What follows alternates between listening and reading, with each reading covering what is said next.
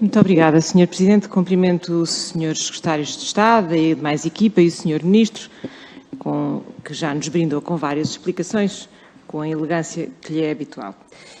Eu gostaria de começar então por me focar no plano e talvez ir ao princípio, não é? O que é que se pretende com um plano de recuperação de aprendizagens? Qual é a lacuna que o plano pretende resolver? Eu entendo que é o reconhecimento de que houve alunos que não aprenderam aquilo que deveriam ter aprendido de acordo com os seus programas e objetivos fixados, que essa é uma promessa que todos nós fizemos a esses alunos quando entendemos que existe um ensino obrigatório e que, portanto, precisam de ter uma compensação.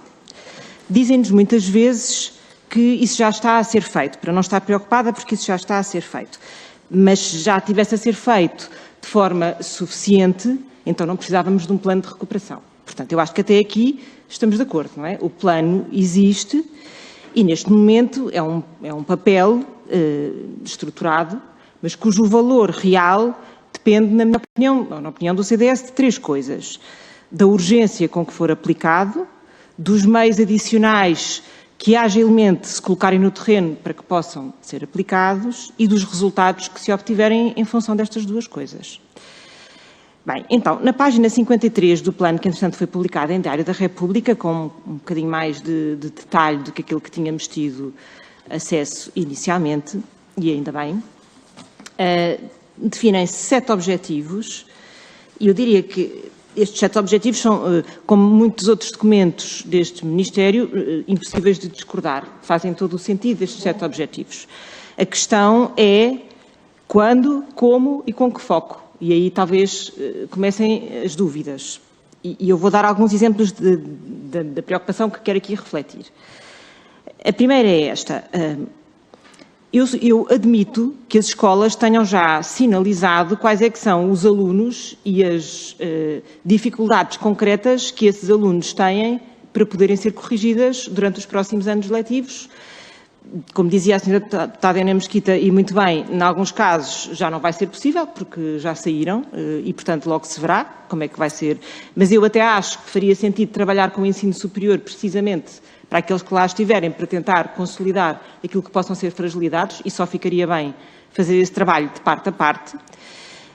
Outros terão também dificuldades porque transitam de ciclo e, portanto, de escola, e não é tão evidente que o processo de sinalização transite da mesma maneira, mas admito que se possa fazer trabalho aí e espero que se faça trabalho aí. Mas a minha questão é, se está sinalizado, eu gostava de saber, porque, vamos lá ver, eu ouço falar em muitos professores que ou vão ser colocados de novo ou vão ser renovados os seus contratos. Confesso que isso já me interessa pouco. O que me interessa são os professores certos para as respostas que os alunos necessitam? É porque isso é que é a pergunta, percebe? Eu não me interessa falar em X mil professores se não são os professores adequados para as lacunas que estão identificadas.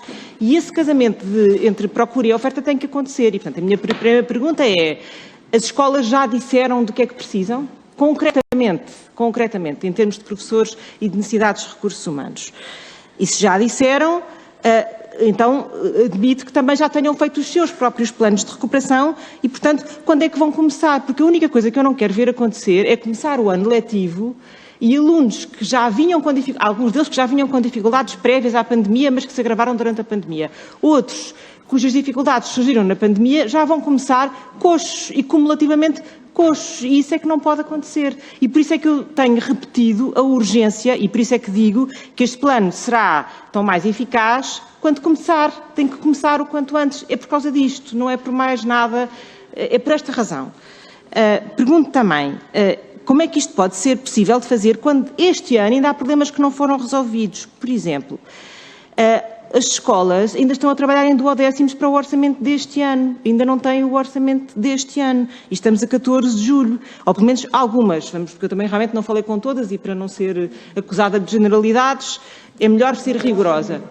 Não, tem, porque quer dizer que as escolas não estão dotadas dos instrumentos mínimos. Claro que lhes colocam os professores, mas não estão dotadas dos poucos graus de liberdade que têm para tomar algumas decisões. Por exemplo, as escolas que as verbas devolvem ao IGF, que dão ao IGF, quando é que são devolvidas? porque desde dezembro que não são. Pode não ser muito dinheiro. Não sei se o Sr. Ministro está a acompanhar, eu realmente sei que a direita é pouco articulada, mas eu estou a tentar fazer um esforço de me fazer entender. E pronto, e portanto, eu sei de que é que estou a falar, posso não estar a explicar-me bem, mas os senhores secretários de Estado traduzirão com certeza. Pronto, e portanto eu pergunto como é que é possível que as escolas possam funcionar se, pronto, enfim, acho que já fiz o ponto. O último ponto que queria fazer para terminar. Parece-me muito bem o que está disposto também no plano, que é a monitorização das aprendizagens, precisamente porque eu acho muito importante ver os resultados. Mas eu realmente acho que é importante darmos aqui um salto qualitativo significativo, porque, por exemplo, o site do Plano Nacional de Sucesso Escolar não tem nenhuma informação sobre resultados, só tem sobre processo. Quantos técnicos foram contratados, quais as áreas que foram trabalhadas, qual é o impacto que tem nos alunos. Eu posso ser eu, mas eu pesquisei o site de todas as maneiras e feitios e não encontrei. Se existe, enviem-me, por favor, e eu analisarei. Não é má intenção. Eu procurei por onde pude e não encontrei. E, portanto, seria bom ter as coisas de forma transparente. Muito obrigado. Muito obrigado, Sra. Deputada. Agradeço a compreensão relativamente à questão crucial da gestão do tempo. Dou agora a palavra para responder ao Sr. Ministro da Educação, Tiago Brandão Rodrigues. Tenha a bondade, Sr. Ministro. Muito obrigado, Sr. Presidente, e muito obrigado, Sra. Deputada. Não será certamente má intenção, agora a lisura também não foi muito grande, e a ironia da Sra. Deputada sobre a elegância tem muita piada quando olhamos todos os dias para as intervenções do Presidente do seu partido. Deve se sentir tão incomodada em casa que depois vem para aqui fazer comparações com aquilo que eu sou elegante ou não sou elegante. Quero lhe dizer uma coisa, eu sempre fui elegante consigo, da mesma forma que a Sra. Deputada foi sempre elegante comigo. Por isso não entendo toda essa ironia e a forma de se estar neste preciso momento a referir-se a mim e obviamente que não vamos falar também aqui da elegância de cada um de nós, não é? Porque essa certamente é imensa. Essa certamente é imensa, Sra. Deputada. Relativamente às questões que traz, obviamente que se nota toda uma linha de atuação do CDS-PP e obviamente que vemos aí a mão invisível e a forma articulada e regular da procura e da oferta e da procura do mercado nacional de professores e como é que podíamos ajustar e não ajustar. E a Sra. Deputada mostra aí também uma intencionalidade, e eu entendo essa intencionalidade, entendemos todos, porque sabemos bem o que é que o CDS-PP acredita relativamente a isso e também o que é que a Sra. Deputada acredita relativamente a isso. Agora, a Sra. Deputada é importante também que aprofunde também as conversas que tem com os senhores diretores. O que a Sra. Deputada falava não é entendível. As escolas não estão a trabalhar em duodécimos. A administração pública portuguesa não trabalha em duodécimos, porque a Sra. Deputada e o seu grupo parlamentar não aprovou o Orçamento de Estado deste ano. Mas o Orçamento de Estado deste ano existe. De certeza absoluta que está confundida, porque ninguém trabalha a duodécimos. Obviamente que as escolas pedem o dinheiro que têm necessidade todos os meses, como toda a administração pública o pede desde tempos imemoriáveis. Agora, não há orçamento em duodécimos. Isso aconteceu, por exemplo, quando em 2015 um governo que a Sra. Deputada prezava foi substituído por um governo do qual eu fazia parte e aí, até termos orçamento de Estado, quando entrou o novo ano civil e fiscal, aí funcionaram em duodécimos toda a administração pública como todo o Estado. Agora, que as escolas estão a funcionar em duodécimos, eu sinto-me confundido e quero lhe dizer que é muito importante que possa esclarecer isso, porque se alguma escola está a funcionar em duodécimos, é bom que nós entendamos o que é que está a acontecer verdadeiramente para podermos entender se verdadeiramente alguma escola ficou para trás naquilo que é a articulação da administração pública portuguesa. Relativamente ao próximo ano letivo, os professores, os diretores, ou melhor, os diretores pediram aos professores como pedem todos os anos, quando pedem a indicação de componente letivo, porque a lei saiu, eles sabem o crédito horário a que vão ter direito, para que a contratação inicial e a mobilidade interna este ano possa sair, como tem saído nos outros anos, e efetivamente dar a resposta que as escolas precisam. O que eu lhe posso dizer, Sra. Deputada, é que todos esperamos que este ano, no dia 1 de setembro, os professores lá estejam.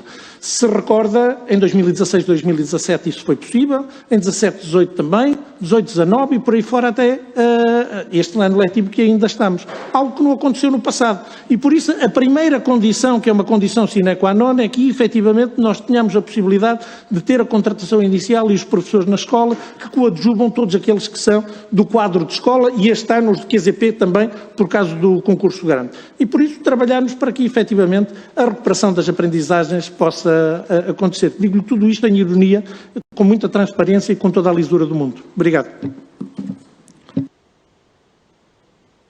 O Sr. Secretário de Estado para continuar, tenha a bondade, pode usar a palavra. Muito obrigado, muito obrigado, Sr. Presidente. Só para acrescentar e completar a intervenção do Sr. Ministro nas respostas, queria dar só aqui 3 notas face a algumas questões que a Sra. Deputada Ana Rita Bessa levantou. Primeiro... Só para dar nota que são 2 minutos. Sim. Tenha a bondade. Sim, estou a ver mais ou menos.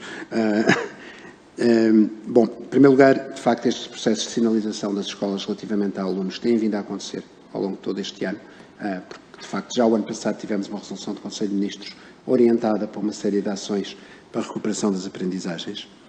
Nós temos os planos de desenvolvimento pessoal, social e comunitário, têm uma monitorização ao longo do ano, com uma apresentação de um relatório final, agora no final do ano letivo, em que aí sim vamos ter uma apresentação de resultados e não apenas de processo, mas já temos alguns indicadores que estão presentes nos relatórios que terá encontrado.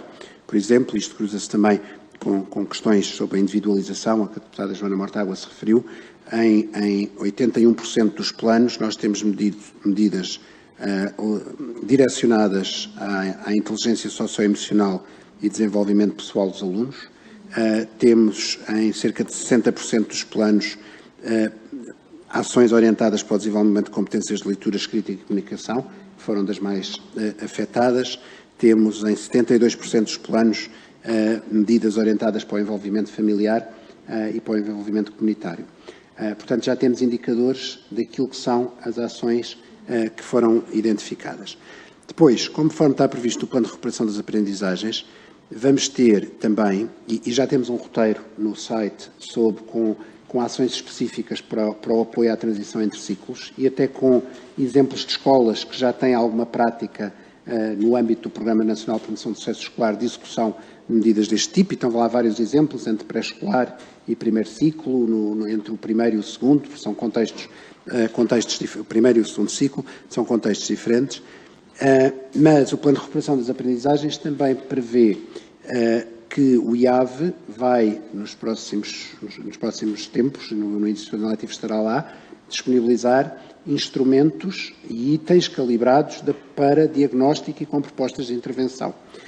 E, finalmente, como disse, o terceiro eixo do plano é todo sobre monitorização. E já estamos a trabalhar os indicadores de desenvolvimento e de execução do próprio plano para podermos prestar contas ao seu desenvolvimento. Muito obrigado, Sr. Presidente.